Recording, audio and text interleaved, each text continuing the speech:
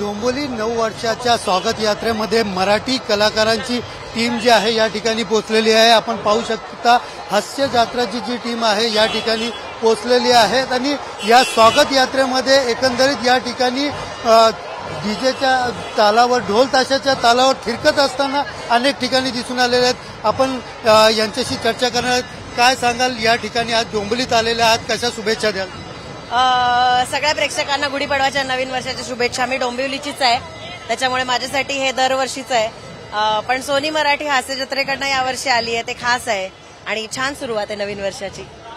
एकंदरीत चैताली काय सांगशील, तूही या ठिकाणी आली चैताली, कशा शुभेच्छा तू आपल्याला फॅन्सला देशील? खूप सोनी मराठी आणि महाराष्ट्राच्या हास्य जत्रेच्या टीमकडनं मी आज इथे आलेले या शोभायात्रेमध्ये आणि या शोभायात्रेचं हे 26वे वर्ष आहे। मी इथे दुसऱ्यांदा आले, तर डोंबिवलीमध्ये हे मराठमोळं वातावरण बघायला खरंच खूप छान वाटतंय आणि आपली परंपरा डोंबिवलीकरांनी टिकून ठेवली आहे। आणि काही नाही, सगळ्यांना गुढीपाडव्याच्या आणि नवीन वर्षाच्या हार्दिक शुभेच्छा।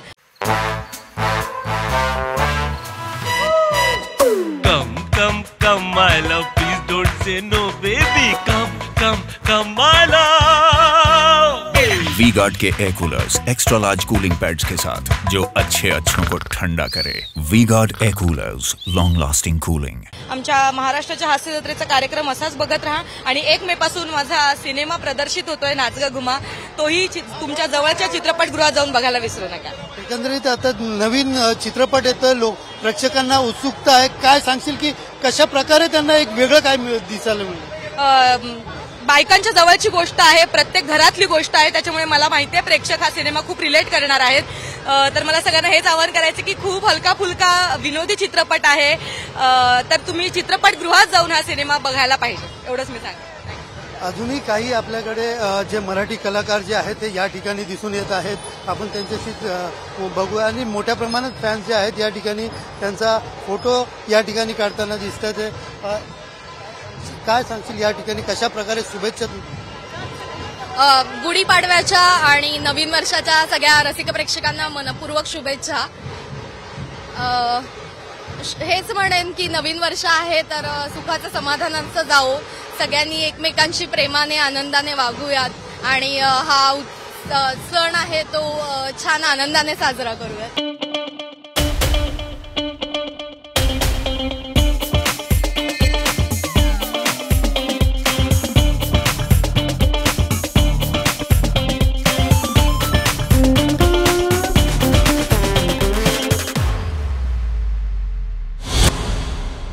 एकंदरीत लोकसभा निवडणुका आहेत, सगळीकडे लोकसभेचे नवीन उमेदवार अशा ठिकाणी दिसतात। ते काय वाटतं की जे चित्र या आता जे आहेत की सगळ्याच पक्षामध्ये मारामारी, सगळं जेव्हा राजकीय म्हणजे तू एका मतदार म्हणून याकडे कसं बघतो? मला हेच वाटतं की ते लोकप्रतिनिधी असतात, सो लोकांच्या ज्या गरजा आहेत किंवा त्यांच्या ज्या मूलभूत गरजा आहेत किंवा त्यांना जी गरज काय म्हणता येईल की त्याच्यासाठी त्या लोकप्रतिनिधींना आपण निवडून देत असतो।